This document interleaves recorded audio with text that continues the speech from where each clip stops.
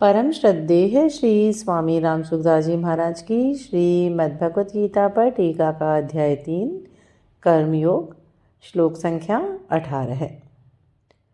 ओम श्री परमात्मने नमः।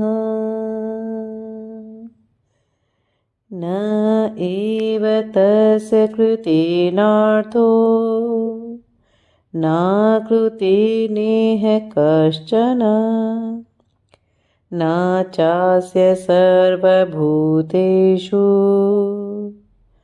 कश्चित् अर्थव्यपाश्रयः। श्लोक का शाब्दिक अर्थ।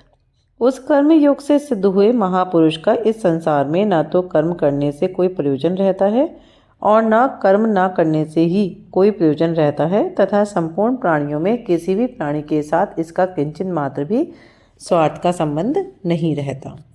श्लोक की व्याख्या। नैव तैस्य कृतेनार्थ, अर्थात प्रत्येक मनुष्य की कुछ न कुछ करने की प्रवृत्ति होती है। जब तक वह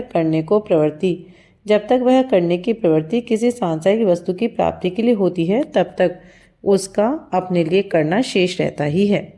अपने लिए कुछ न पाने की इच्छा से ही मनुष्य बंधता है। उस इच्छा की निवृत्ति के लिए कर्तव्य कर्म करने की आवश्यकता है। कर्म दो प्रकार से किए जाते हैं, कामना पूर्ति के लिए और कामना निवृत्ति के लिए। साधारण मनुष्य तो कामना पूर्ति के लिए कर्म करते हैं, पर कर्म योगी कामना निवृत्ति के लिए कर्म करता है। इसलिए कर्म योग से सिद्ध महापुरुष में कोई भी कामना न रहने के कारण उसका किसी भी कर्तव्य से किंचित मात्र भी संबंध नहीं रहता। उसके द्वारा निस्वार्थ भाव से समस्त सृष्टि के हित के लिए स्वतः कर्तव्य कर्म होते हैं। कर्मयोग से सिद्ध महापुरुष का कर्मों से अपने लिए व्यक्तिगत सुख आराम के लिए कोई संबंध नहीं रहता। इस महापुरुष का यह अनुभव होता है कि पदार्थ, शरीर, इंद्रियां, अंतःकरण आदि केवल संसार के हैं और संसार से मिले हैं, व्यक्तिगत नहीं हैं। अतः इनके द्वारा केवल संसार के लिए ही कर्म करना है, अपने लिए नहीं। कारण यह है कि संसार की सहायता के बिना कोई भी कर्म नहीं किया जा सकता। इसके अलावा मिली हुई कर्म सामग्री का संबंध भी समष्टि संसार के साथ ही है, अपने साथ नहीं। इसलिए अपना कुछ नहीं है। व्यष्टि के लिए समष्टि हो नहीं सकती। मनुष्य की यही गलती होती है कि वह अपने लिए समष्टि का उपयोग करना चाहता है, इसी से उसे अशांति होती है। अगर वह शरीर, इंद्रियां, मन, बुद्धि, पदार्थ आदि का समष्टि के लिए उपयोग करे तो उसे महान शांति प्राप्त हो सकती है। कर्मयोग से सिद्ध महापुरुष में यही विशेषता रहती है कि उसके कहलाने वाले शरीर, इंद्रियां, मन, बुद्धि, पदार्थ आदि का उपयोग मात्र संसार के लिए ही होता है। अतः उसका शरीर आदि क्रियाओं से अपना कोई प्रयोजन नहीं रहता। प्रयोजन न रहने पर भी उस महापुरुष से स्वाभाविक ही लोगों के लिए आदर्श रूप उत्तम कर्म होते हैं। जिसका कर्म करने से प्रयोजन रहता है, उससे आदर्श कर्म नहीं होते, यह सिद्धांत है। ना कृतनेह कश्चन, अर्थात जो मनुष्य शरीर, इंद्रियां, मन, बुद्धि आदि से अपना संबंध मानता है और आलस्य, प्रमाद आदि में रुचि रखता है, वह कर्मों को नहीं करना चाहता, क्योंकि उसका प्रयोजन प्रमाद, आलस्य, आराम आदि से उत्पन्न तामस सुख होता है।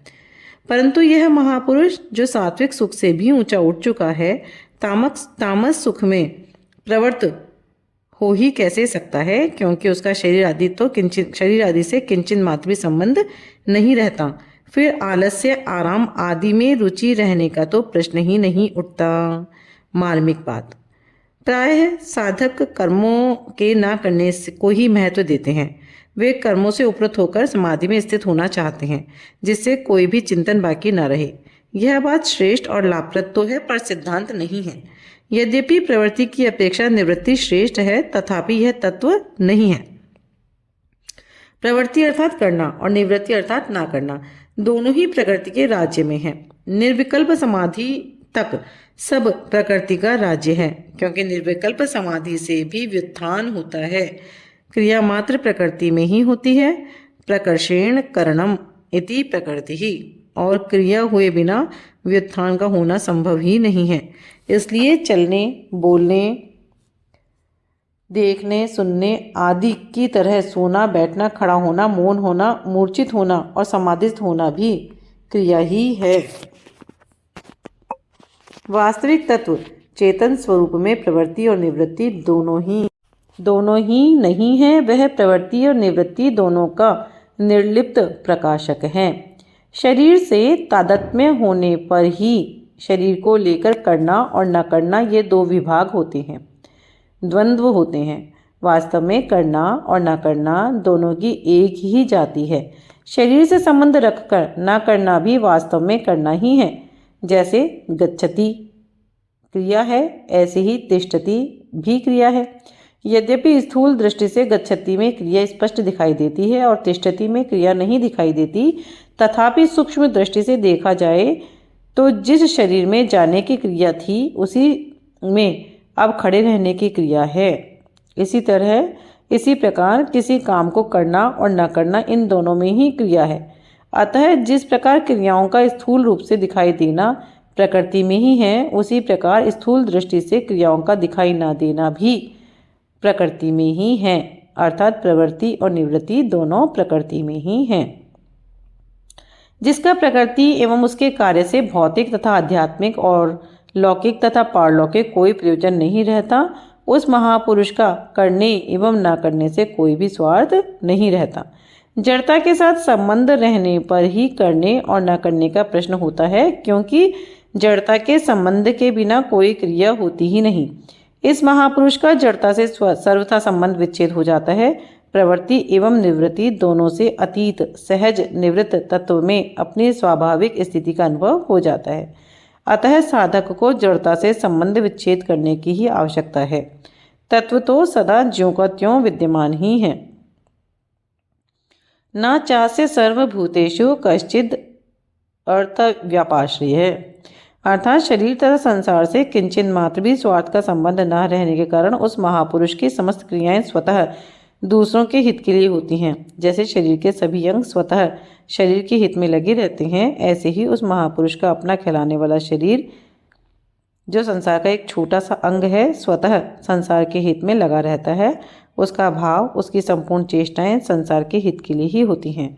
जैसे अपने हाथों से अपना ही सुख, अपना ही मुख धोने पर अपने में स्वार्थ, प्रत्युपकार अथवा अभिमान का भाव नहीं आता, ऐसे ही अपने कहलाने वाले शरीर के द्वारा संसार का हित होने पर उस महान पुरुष में किंचन मात्र भी स्वार्थ, प्रत्युपकार अथवा अभिमान का भाव नहीं आता।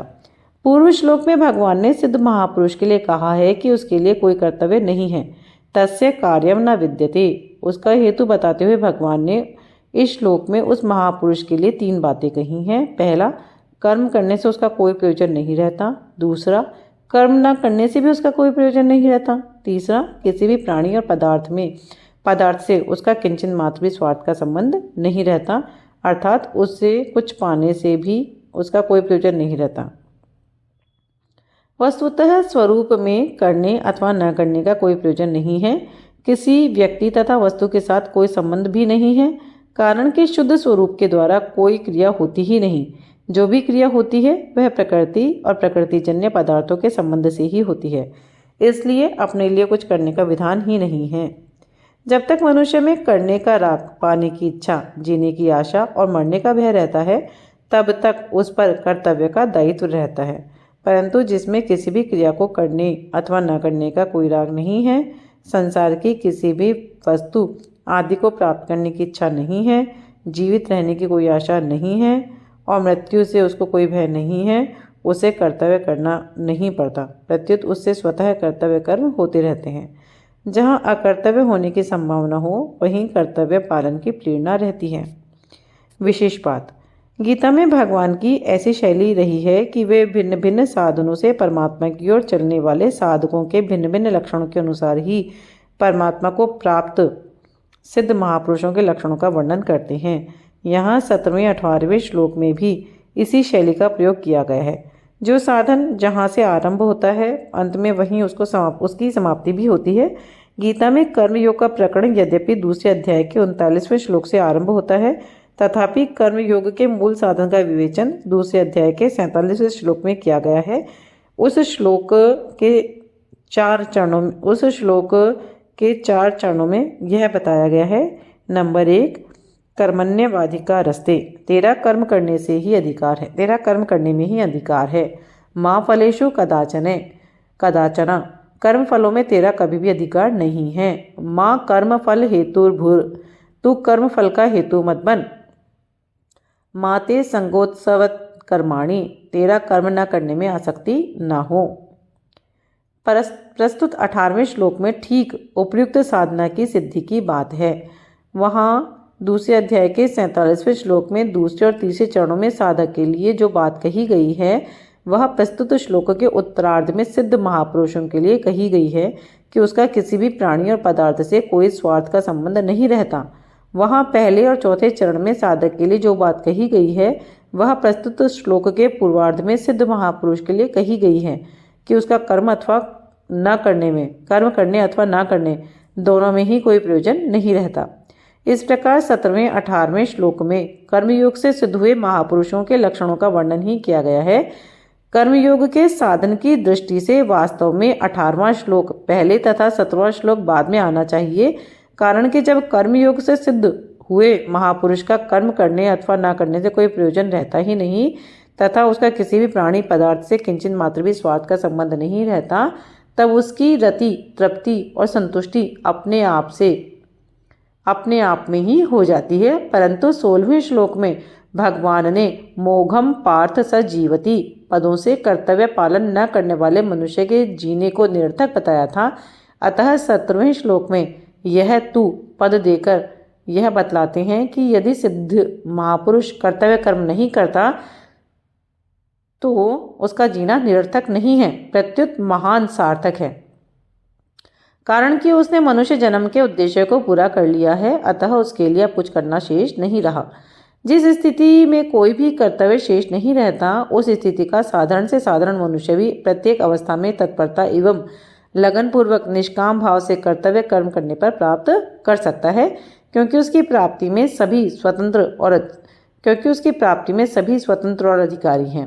कर्तव्य का संबंध प्रत्येक परिस्थिति में जुड़ा हुआ है, इसलिए प्रत्येक परिस्थिति में कर्तव्य निहित रहता है।